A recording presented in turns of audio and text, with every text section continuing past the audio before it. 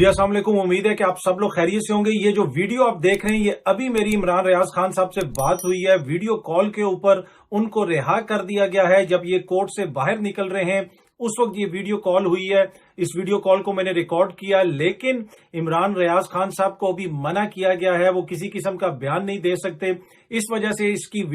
Audio میں نے ابھی میوٹ کر دی ہے۔ حسان نیازی جو لائر ہیں انہوں نے میری بات کروائی، انہی کے فون کے اوپر میری بات ہوئی۔ عمران ریاض کے خلاف پرچہ ڈسچارج ہو گیا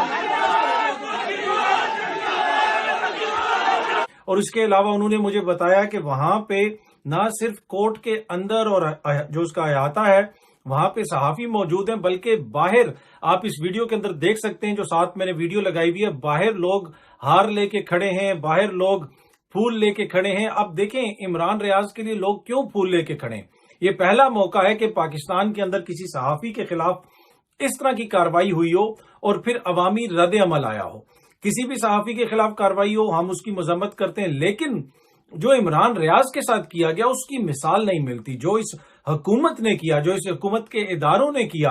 ایک کورٹ سے اٹھا کے اس کو دوسری کورٹ میں لے کے جا رہے ہیں، جس طریقے سے اس کو توڑنے کی کوشش کی، اس کو ہر ممکن پریشر میں لانے کی کوشش کی، لیکن آج جب وہ عدالت سے نکل رہا تھا، میری ابھی جب ان سے بات ہوئی تو آپ دیکھ لیں کہ ابھی بھی وہ مسکرا رہے تھے، ابھی بھی عمران ریاض ہنس رہے تھے۔ تو مسئلہ یہ ہے کہ یہاں پہ ایک بگر میسج بھی ہے کہ کب تک جن لوگوں سے ہم ایگری نہیں کرتے ان کی آوازوں کو اس طرح دبانے کی کوشش کریں گے۔ ہاں، ہو سکتا ہے عمران ریاض خان صاحب کی کوئی بات آپ کو پسند نہ ہو سکتا ہے میری بات کوئی آپ کو پسند نہ ہو، لیکن اس کا یہ مطلب تو نہیں ہے کہ اس قسم کی ریاست کی جانب سے مقدمات کروائے جائیں اور مدعی بھی ایسے ہوں جن کا نہ کوئی عطا ہے، نہ پتہ ہے، نہ وہ مقدموں میں پیش ہوتے ہیں بلکہ سرکاری وکیل پیش ہو رہے ہوں۔ یہ اس میں جو کریڈٹ جاتا ہے آج عمران ریاض صاحب کو چھوڑنے میں، یا جس طریقے سے ان کی ضمانت ہوئی، آبویسلی ان کی جو وکلا کی ٹیم ہے اس کو تو کریڈٹ جاتا ہے، لیکن اس کے ساتھ ساتھ جو عوامی رد عمل ہے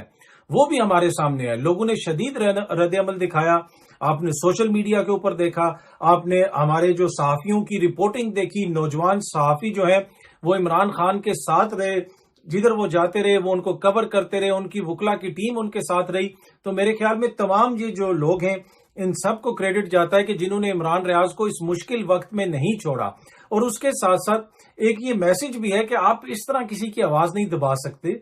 آپ اس طرح لوگوں کو مجبور نہیں کر سکتے کہ جناب آپ کچھ کہیں گے اور لوگ فوراً مان لیں گے کہ نہیں ٹھیک ہے جی آپ نے جو کہہ دیا اب ہم اسی کے اوپر عمل کریں گے۔ بھائی لوگ تب عمل کریں گے کسی بھی چیز کے اوپر جس کو وہ درست مانتے ہیں، جس کو وہ صحیح مانتے ہیں۔ تو میرے خیال میں بڑا جسے آپ کہہ سکتے ہیں فارچونیٹ یہ انسیڈنٹ تھا، اور یہ ابھی چلے گا، آبویسلی ابھی تو ان کی ضمانت وغیرہ ہوئی ہے، آگے بھی کیس وغیرہ چلے گا، لیکن یہ ہماری سیاہ جو تاریخ ہے نا اس کا یہ حصہ رہے گا کہ کس طریقے سے ایک صحافی کو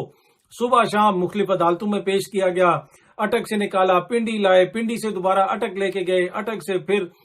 پنڈی آئے، پنڈی سے جناب وہ پھر چکوال چلے گئے، چکوال سے لاہور آ گئے۔ تو مطلب کیا اس طرح کی کوئی مثال نہیں آپ کو ملتی کہ کسی بھی اور صحافی کے ساتھ اس طرح کیا گیا ہو۔ لیکن ابھی آبویسلی ان کو جو ریلیف ملی ہے وہ کہاں سے ریلیف ملی ہے؟ عدالتوں سے ریلیف ملی ہے، ٹھیک ہے۔ تو اس لیے جب میں کہتا ہوں کچھ لوگوں کو برا لگتا ہے